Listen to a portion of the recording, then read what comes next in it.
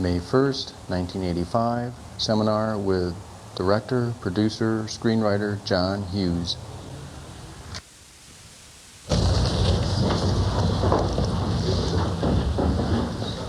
Okay.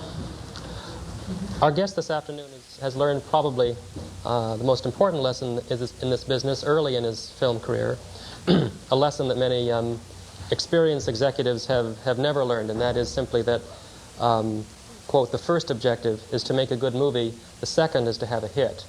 If you get it backwards, you probably won't get either. Our guest this afternoon has proven that theory true again and again for this business where projects can sometimes be years apart in remarkably rapid succession. Please welcome John Hughes.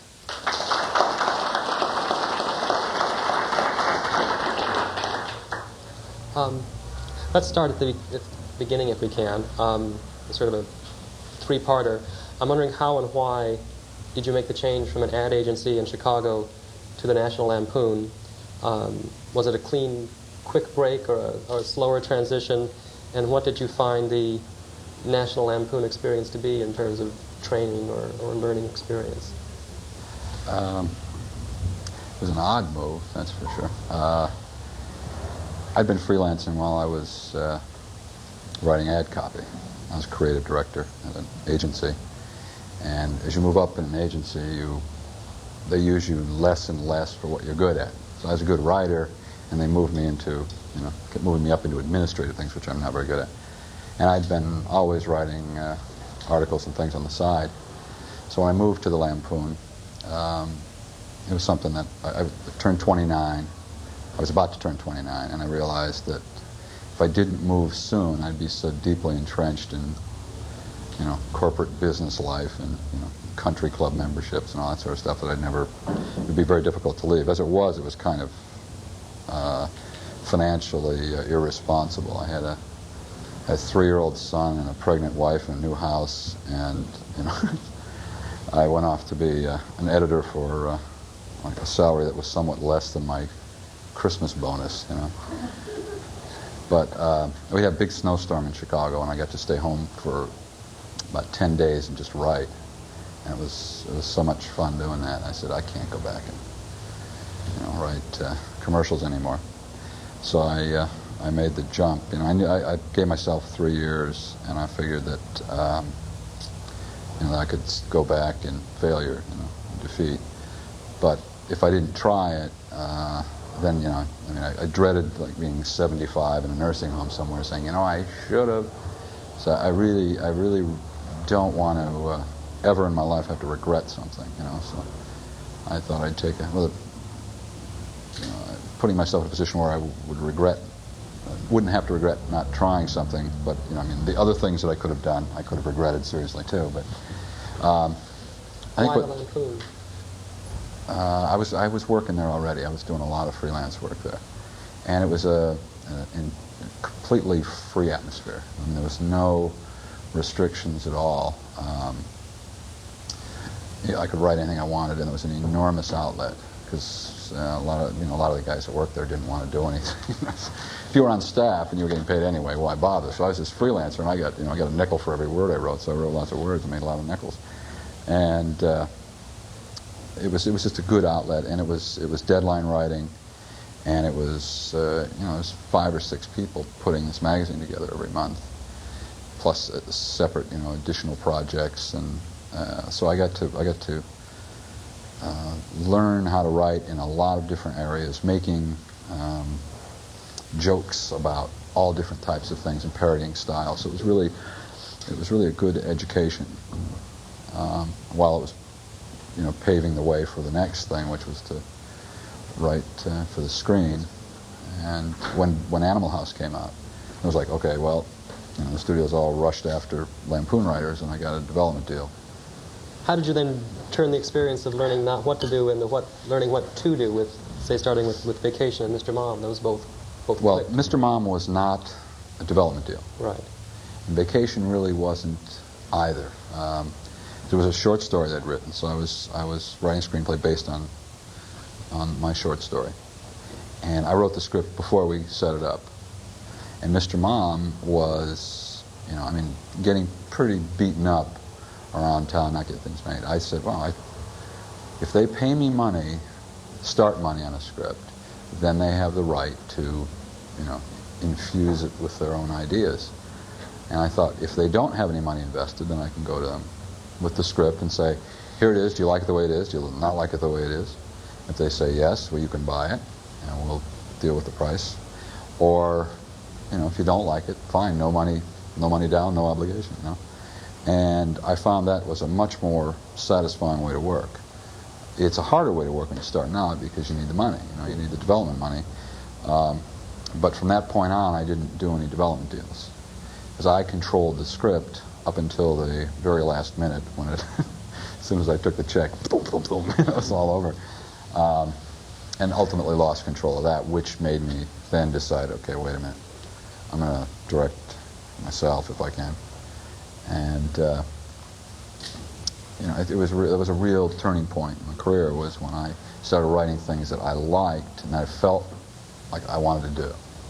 I'd written The Breakfast Club, and because you know, after this experience, I thought, well, I want to direct now. So, you know, in my sort of dumb, uninformed, you know, Chicago northern suburb, sitting in a bedroom converted to an office, thinking, okay, here's show business. I figured that if I wrote something that was real cheap, that I could like somehow scare up the money to do it, and that it would be, I would do it. It would be real easy, which is all I would have would be 5 actors in one room. But it's gotta be so easy, you know, because all I have to do is deal with performance, which I like. And when I was in advertising, I did a lot of stuff, you know, I produced a lot of commercials and all that stuff, which is mainly dealing with the actors, you know. Yeah, actors and food. Movies about food are just not very good. So I had this idea to do 5 kids in detention, and I wrote the script, and I got involved with some Canadian dentists who had some money, and they wanted to get into the movie business, and they had only one restriction, and that was that the John Bender character be played by Jimmy Walker, so that I could make a television sale. And I thought, what an you know. And then they came in. I can't remember who the girl was. They had a female actress who was also at the time had a series or something. She was like 30, you know, and Jimmy Walker was, you know, close to 30. I'm like, so I said, no, I think we got to leave. And I had this contract made up.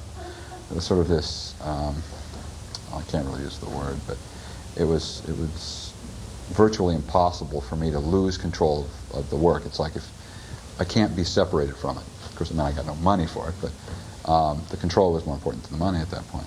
And A&M Records got involved, and they said, we'll put up the money, but they wanted to put up $750,000. So in the winter of '82, I started casting in Chicago. We're going to do it in Chicago, do it all practical, do it on the cheap, non-union.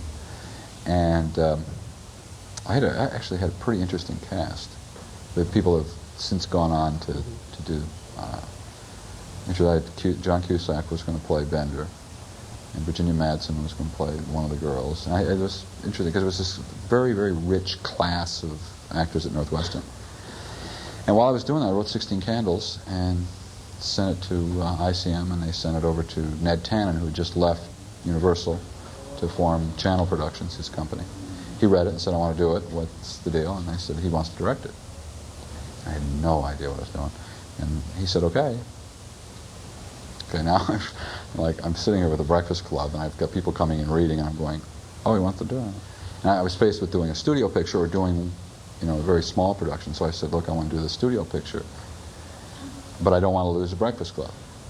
So I arranged for Ned to read the Breakfast Club, and Universal bought the Breakfast Club from A&M.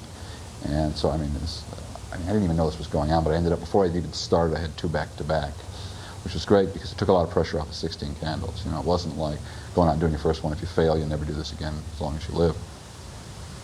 We had a 3-week rehearsal period there, and I won't do anything without less than 2 weeks. And I like to cast early so that I know who it is well in advance, and I can talk to them a lot, and we can work on the phone and stuff. Rehearsal is an opportunity for everybody to say anything that they have on their mind and to make changes in the script. First week is like script conference. We tear the script all apart. Something you're not comfortable with, or something you're actually more of, less of. And I think it's important for an actor to feel, involved in that process. I mean, he is an important part of it, and I accept that. I mean, to me, the actor is the most important thing on the set.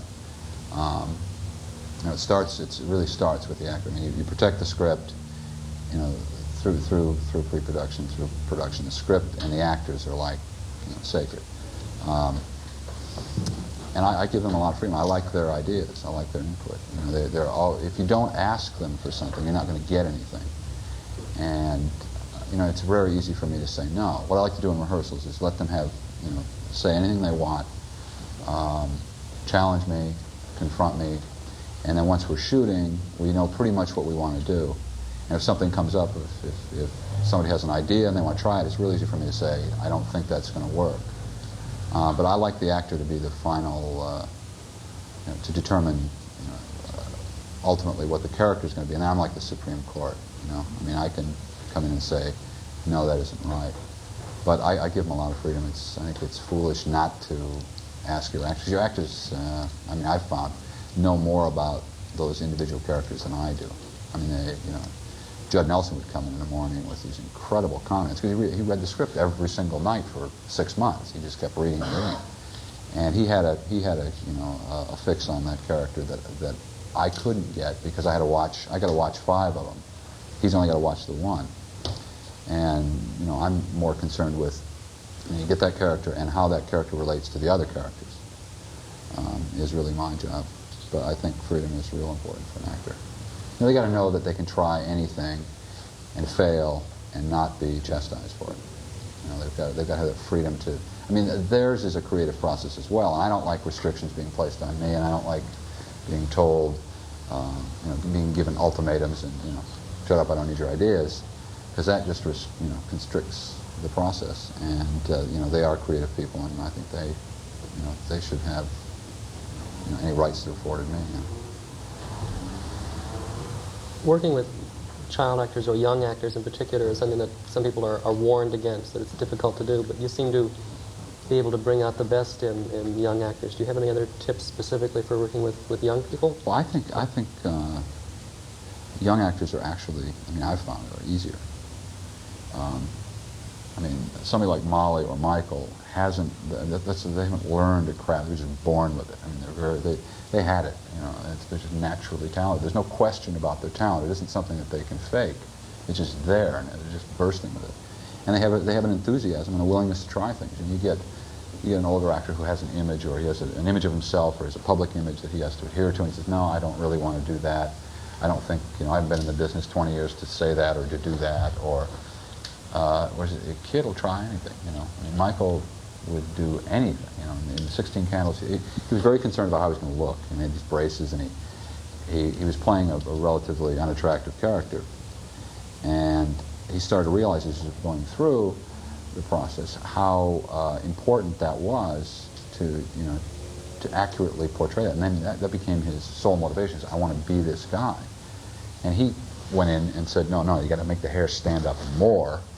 And he started building that character. Whereas I've got other people to say, well, no, don't touch the hair. People know me by this hair.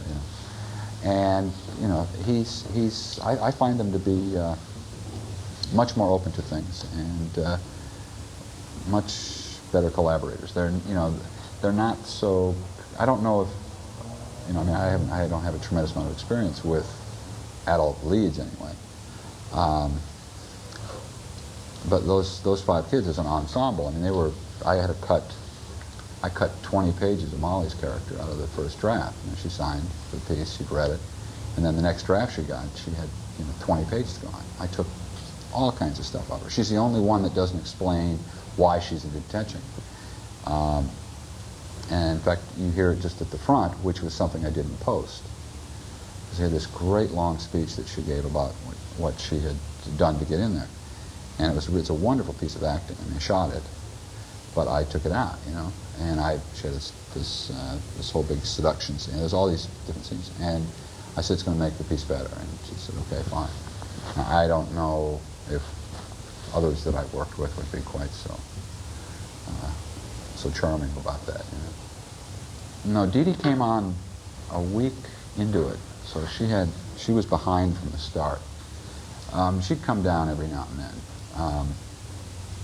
We screened dailies at night, which was on Weird Science I screened them at lunch, which is not, I wouldn't recommend that. It's just great I would sit with her and we'd run the dailies. We had long dailies every night. It was at least an hour because we shot a lot of film.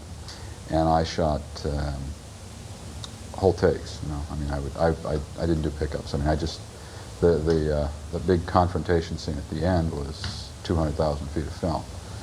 I shot 5 actors, 4 sizes, 2 masters, 20-minute scenes, you know, 2 full magazines on each size on each character. And I wouldn't interrupt them. If they screwed up, we'd just keep going. They'd get their composure back and go. I just never cut, you know. And I mean, if we started every shot with a full magazine, because I'd end the scene and then I'd just sit there, and the actors would go. I'd just go, and then I'd force them to, you know, to think on their feet. And so we had long dailies, and after dailies, Dee Dee would have these. You know, we had these great discussions. I mean, it may be a day of you know, nothing except just, you know, one little piece of conversation. But it was, and we shot in continuity. So it was this process of, you know, her constantly challenging me, saying, you know, is that really what he would do? And I'd say, well, of course that's what he really does. And an hour later I'd say, you know, I don't know why I did that, you know. So that process of, you know, viewing the film and discussing it at length every night. Then, you know, the last thing on my mind, you know, 10:30 at night is what we'd said the day before. Then you go home, go to bed, you come back, and you start. And we started out shooting 5-day weeks, then we went to 6-day weeks, which was pretty hard on the crew because it was in one room. But you know, we never stopped, we never shut down. And, you know, Dee Dee, while she wasn't on the set, I saw her, you know, every night. I mean, we spent at least 2 or 3 hours every night. And that was something that was, you know, that is really remarkable about her, is that we didn't discuss cuts. I mean, the individual cuts, that's secondary. It's the character and the story. And in our case, there was not a lot of story, so it was really the character.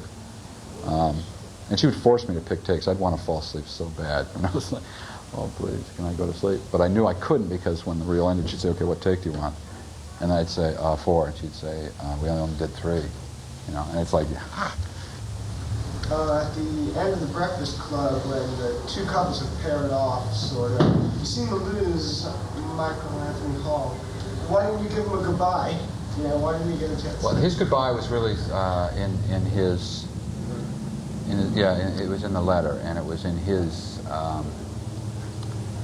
you know, the others in that group trusting him enough to let him represent them. Because, I mean, I figure I have 5 people, and, I mean, everybody's got to get something, you know. And what's Michael going to get? Michael isn't ready, that character was not ready for girls. I mean, you could say, she's going to be your girlfriend. Well, I don't know. I'm really not, you know, I'm not ready for this yet. You know, maybe, you know, this is the kind of guy that, like, will get going maybe sophomore year in college, you know. He's just, you know, the bus has left him and he's on his bike, you know. I mean, he's just not right there yet. So I think it would be, Gene Siskel wanted him to get Molly. I had this long conversation with him saying he should end up with Molly. I said, no, that's what you wish. You know, going back to you wish, you know. And, you know, because he said, well, I really identify with that character. I said, yeah, but The Breakfast Club was cast, 3 of the 5 roles were cast while I was doing 16 Candles. I wanted Michael and I wanted Molly. And I wanted Ally Sheedy, because I'd seen Bad Boys. And she was so great in that movie. She was just fabulous. Actually, it was a pretty good movie. I really liked it. It got a little, you know, there's a few acts of violence that were like a little gratuitous, but it was a really good movie. I liked it very much. And I thought she was fabulous. And she played this character, got like completely stripped of her dignity and maintained her dignity. And it was something, And she'd come in to read on 16 Candles, and the role was too small, and I thought, no, she's too good to play a role this small. I'll wait, you know. And so she was doing Oxford Blue, it's called, in England, and I just called her at her hotel, and she'd been sent the script, and I said, "You want to play?" And she said, "Fine." I said, "Okay, I'll see you in February." So I didn't even hear her read it until we were rehearsing. And Emilio came in to read for Judd's part, and I was having a real hard time with that role because I was looking for a guy that was bland. I mean, his character it's a character whose motivation in life is to be like everybody else. He's just he has no real character of his own, and I was having a hard time finding someone who could play that, and play the looks right, I wanted somebody that could play that role, be in that movie, in part of that cast without ever opening his mouth. And I had Emilio. Emilio was reading off-camera stuff for somebody, and I was watching him. I wasn't watching the other person. And he did such a great job. I went over and I said, "Would you want to play Andy?" And he said, "Well, I really like to play Judd." And I said, "But I think that you're like the only guy in the world who can play Andy." So he agreed. And then Judd, I had a hard time with that one too, because I had to find someone who was a pretty reprehensible guy, who said some pretty cruel things and said them repeatedly for a long period of time, and really doesn't get redeemed until the very end. And I needed someone who could, I sort of based him on a guy that I knew in high school who was just a horrible guy, but you just liked to hang around with him. It was like a privilege to hang around with him and get insulted, and like you'd never leave your sister in the house with him alone, or any money out, unprotected, but you wanted to be around him. And I didn't have much luck here. I went to New York. I'd heard about this guy that was doing something in Memphis or somewhere in Tennessee, making the grade, which I saw for the first time last week, which was very strange. And he was late. I was waiting around, and Michael was there. Michael was in Catholic school at the time, and he had his blue pants and his shirt and his tie, sitting there waiting for this guy. Like the door, this office in MC, the door burst open. This guy came in, and he was like, just pants were all torn. They had the same boots he wore in a movie on, and he was just like a mess in his bag. And he threw this stuff down. He said, "I've been up all night on a plane," and he just turned right to Michael and started doing Bender on him. He was bang, bang, slapping Michael, and was gone in 10 minutes. He finished the scene, got up, and said, "I see you later. I got to catch a plane." I looked at Michael, and Michael was sort of, and I said, "Okay, I think that's the guy." Because it's like he was terrible. He just beat up Michael and the whole thing. And I said, "But I like to see this guy again." Michael said, "Yeah, I think he's a nice guy."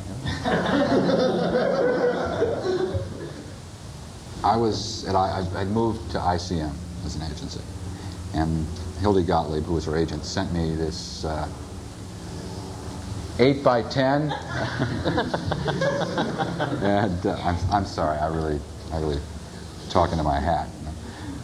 Of this sort of freckle-faced girl, it looked like Becky from Huck Finn, and it was Molly. I think it was before Tempest. It was it was one step above those. You ever see those head sheets where the kids, are like this? They have like 5 pictures and they're holding a peanut butter thing and they look real goofy. It was like the one right after that, sort of the young teen photo. And I put it up on the bulletin board. I have a word processor, and it was bulletin board. And I put it up there, and I was writing 16 Candles, and I had seen a rough cut of Vacation, and I really liked Michael. I thought Michael was great. He stole a scene from Chevy Chase, which is like a major thing. And so I had Michael in mind when I was writing The Geek, and I had Molly in mind, this girl who I'd never met. I said, she doesn't look like that. Looks like Norman Rockwell, And I finished the script. I told Hildy that I'd like to meet this girl, so I met she and her mother at the studio. And she's like this normal high school girl. She sort of sat like this, and she's like a regular girl, and I liked her a lot, and I said, okay, but it was my first one. I was going to double check everything and be overly cautious.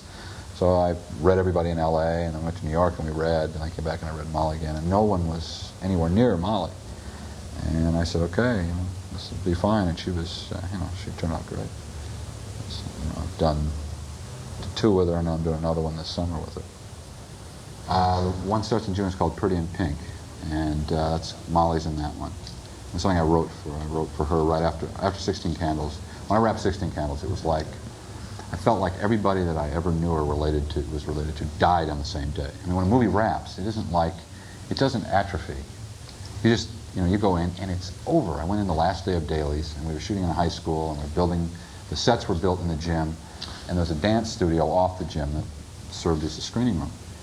And I was shooting there the previous night. I went home, came in the morning, and it was all torn down. And banging it, and tearing it apart. And I'm like, God, because I mean, if I had my way, I'd be like Howard Hughes. I'd have the spruce. Howard, you get rid of that plane. You haven't flown it ever. I said, well, but I still want it. I'm like that. I come in and they're tearing it down. I go in and watch the last day of dailies, and I just felt terrible. And I wanted to go right away again with everybody that I knew from the first one. It's like I wanted to go do the sequel right away. So I went home and wrote Pretty in Pink for Molly, and it's taken a while to get it going. I mean, female movies are not something that the town jumps up and down for. So they have this theory that boys make the purchase decision. The thing about slang is you got to make up your own slang. I mean, if you copy slang, it's like Valley Girl movies don't work, because by the time the movie comes out, people don't talk. I mean, slang is an ever-changing thing. As soon as it gets, slang is a secret language, and you use it to identify yourself with a certain group. And like I used it with my parents, so they never knew what I was talking about. Plus, it's just kind of fun to know words that other people don't. You don't know what that means? You're stupid. That's real fun, And so if I copy common terminology, I love listening to just speech patterns, and I write my dialogue. As I'm writing, I act it out. Just pretty funny. Late at night, 3 o'clock in the morning, I'm walking around the house talking to myself. And I had a sister who was 9 years younger than me. So when I was in my mid-20s, she was still in high school. And she used to come over to my house with all her friends all the time, because it was, it's better than going to my parents' house.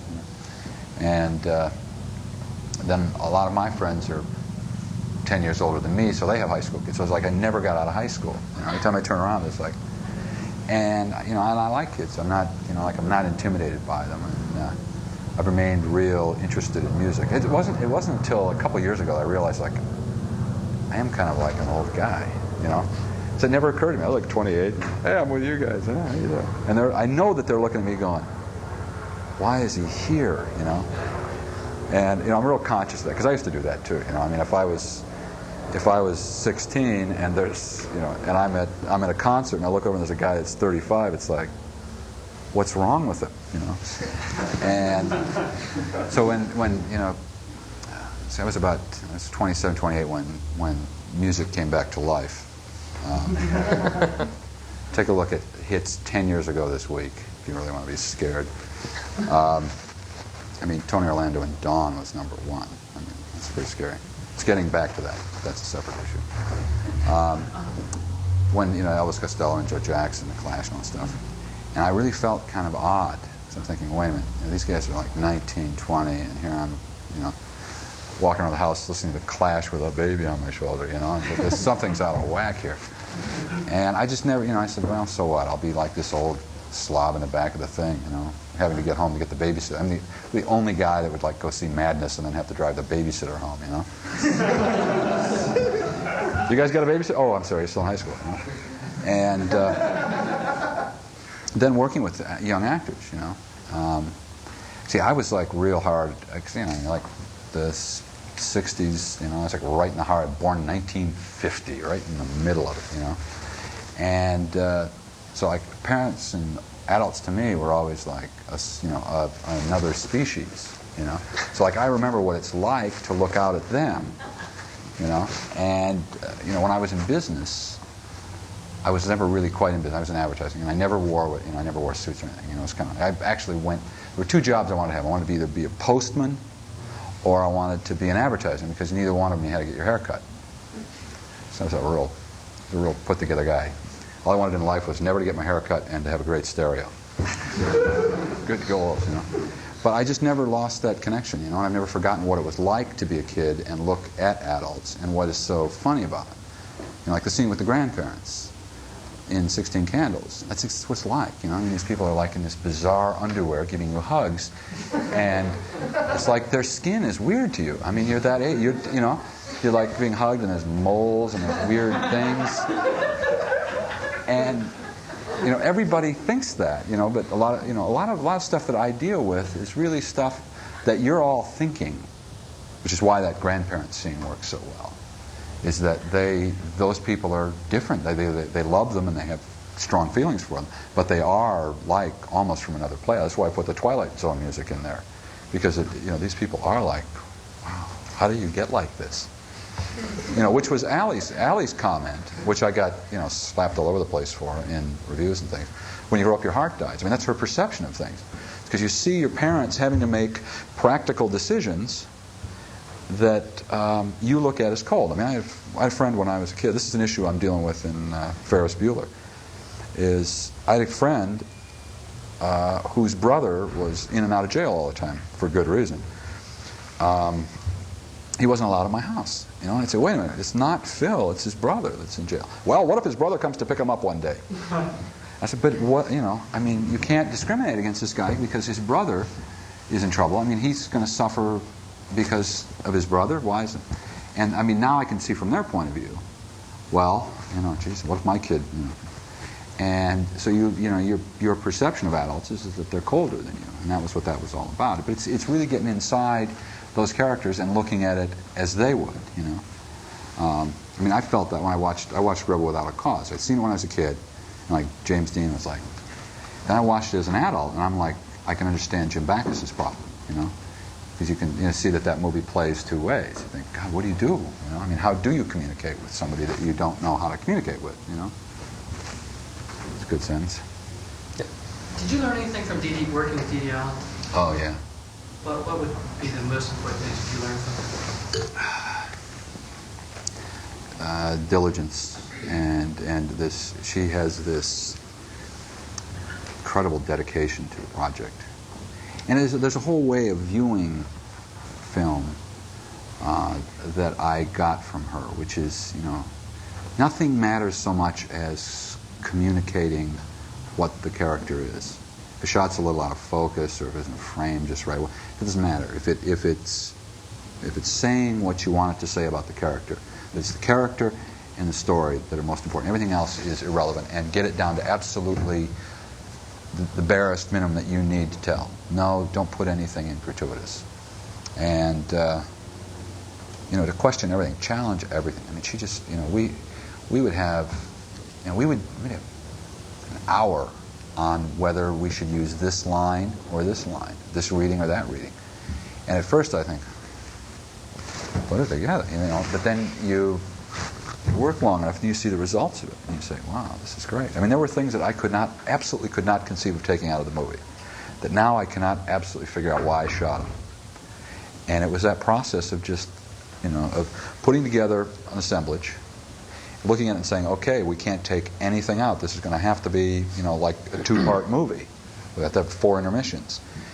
And then by just, there's the process that you go through. Do we need this? Do we need this? Do we need this? Why this? How does this relate to this? How does this connect to this? There's a whole process that she goes through, that she takes you through on that. It was like going back. It was like going to school, I met with Tom Del Ruth. He said, well, how do you see this? And I said, lots of close-ups. Lots of close-ups, And because a close-up on 16 Candles, what do you need a close-up for? You don't have time for close-ups. Please?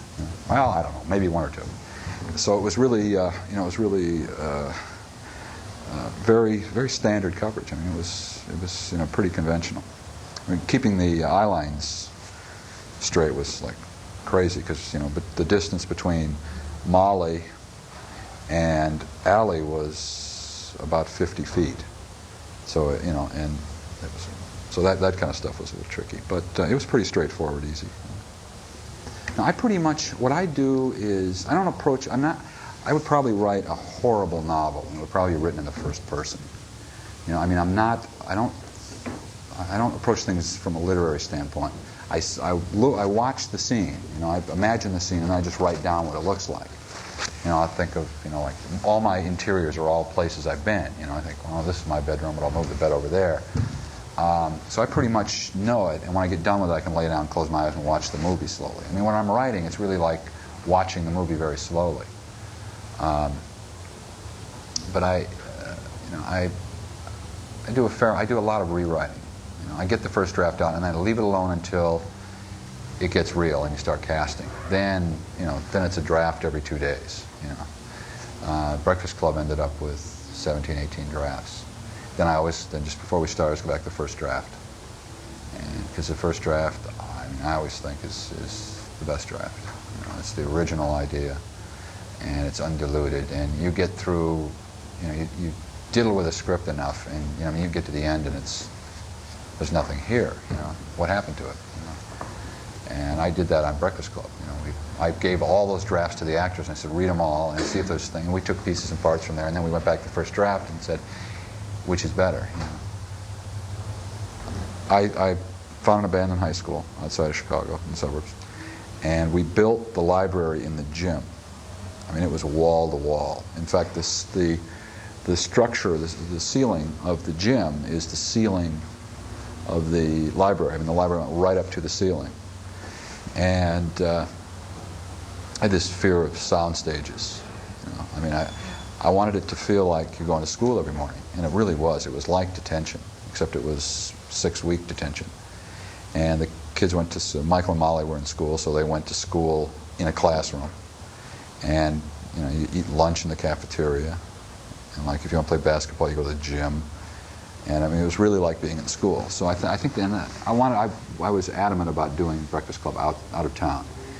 And it saved, or it cost, you know, a good deal more money to do it out of town. But I felt that the ensemble nature of the piece and would really benefit from them all being in the same hotel and having nothing, you know, springtime, late winter, early spring in Chicago, there's not a real lot you can do, especially when you're not in the city and you're out by the airport. You're really limited, you know. You can like go to the go-kart track or the laundromat, you know, or you go to the airport and wish you could leave. You know?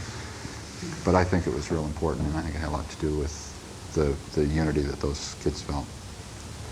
I like practical situations. I don't know why. It makes me feel more like the movie's going on. I mean, I'll get over, I'm sure.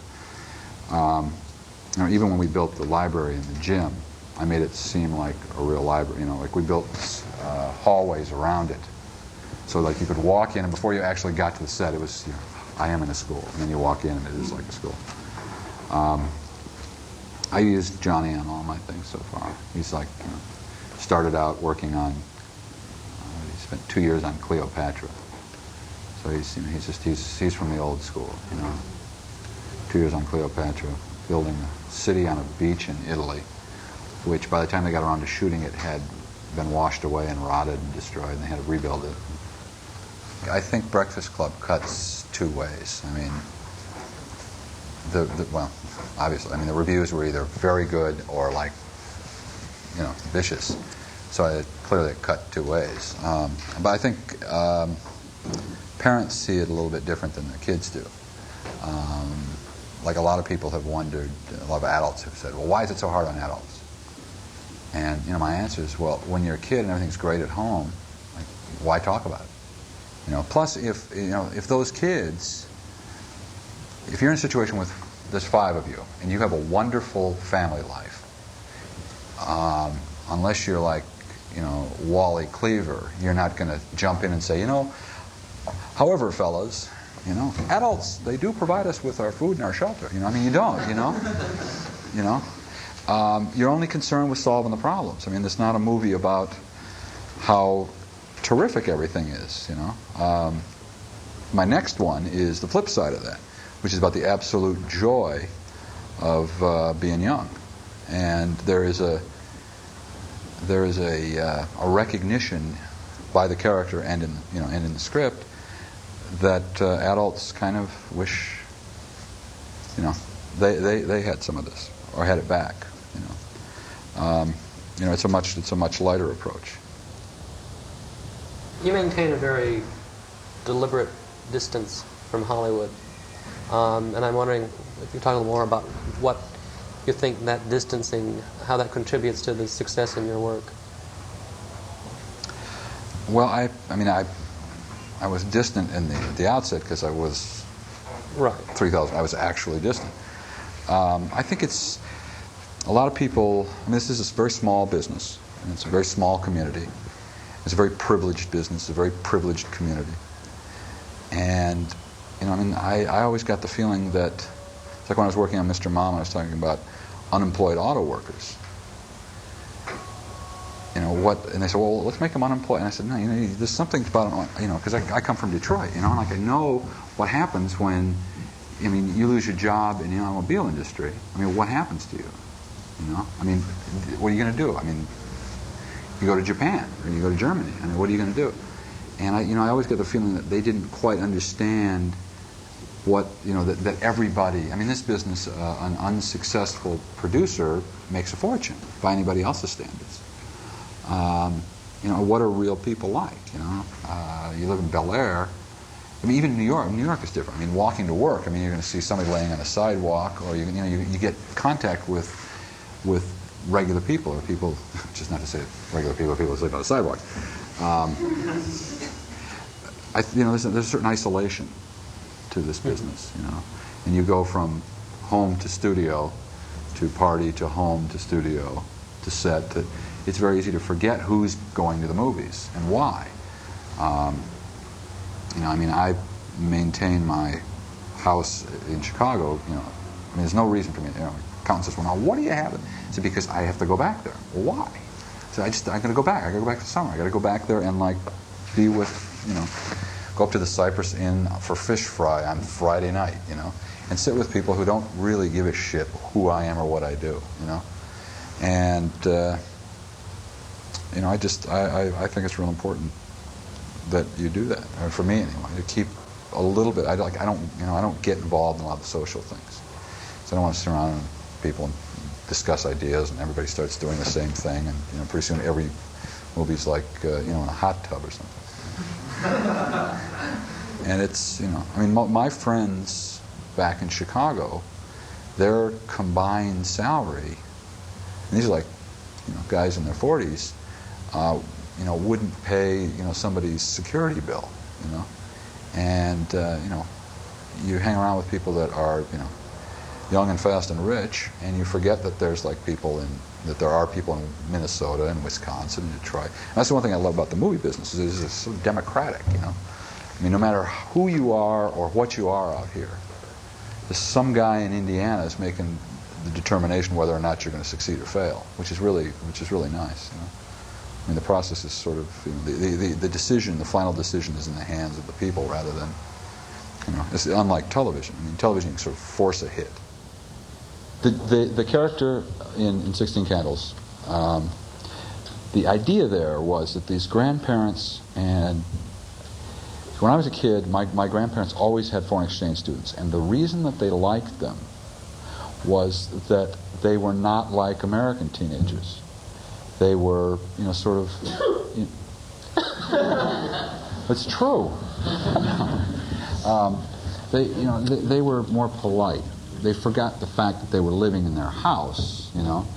And what I saw that character as is that grandparents had this kid. You know, he's from a culture where they respect elders, so they're naturally, you know, it's sort of like.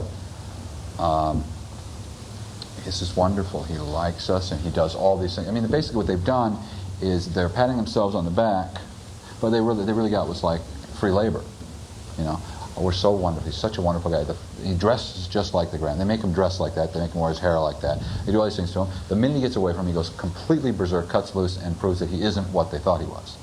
Now, that's been correctly and incorrectly interpreted, and I feel badly that it was misinterpreted. But I mean, the intent was not to, not to nail anybody. You know? Huh? Okay, I'll take that. No, I mean that was the intent behind it, and I, you know, with the actor that played it, understood that. You know, Getty Watanabe. He grew up in, in Ogden, Utah. And I said, "Why? What are you doing in Utah?" And he said that, you know, that was a relocation camp there. So he like understood that like from the ground up, and he saw, you know. I said, "Look, how do you feel about this part?" You know, And he said, I think it's fun, you know. He said, I get that, because he says, I get that a lot of times. He lives in New York, and people will think that, automatically assume that he's very polite and mannered. They make these racial assumptions. And he said, you know, a lot of times, like on the bus, I don't particularly want to give my seat up, thank you very much, and I am a citizen, I was born here, you know. And so, you know, my intent was not a slam. You know, when I was in advertising, there were lots of guys in advertising who were incredibly bitter, frustrated guys. They wanted to be writers, and they used to get angry when they'd go to Procter & Gamble with, you know, this. What I want to do is I want to do kind of an Antonioni type treatment for the Era bottle, and you know, and the guy would say, I don't want it, and I want to see the bottle, and I want to know what's in it, and I want to know what it does to your clothes. And the guy would come back and go, can't believe it. This is not a creative agent. And I would say, it's a business. That's what it is. This is about selling soap. It isn't about art, you know. It's a business that borrows from art.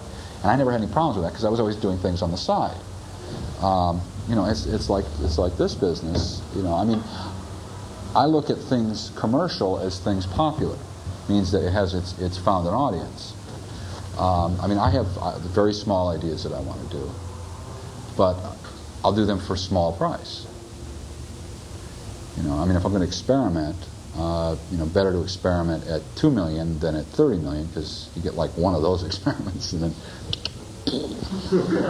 because I mean, there is a business behind all this, and you know, the people at the studios are not there. You know, these movie companies don't exist to, you know, further the art form.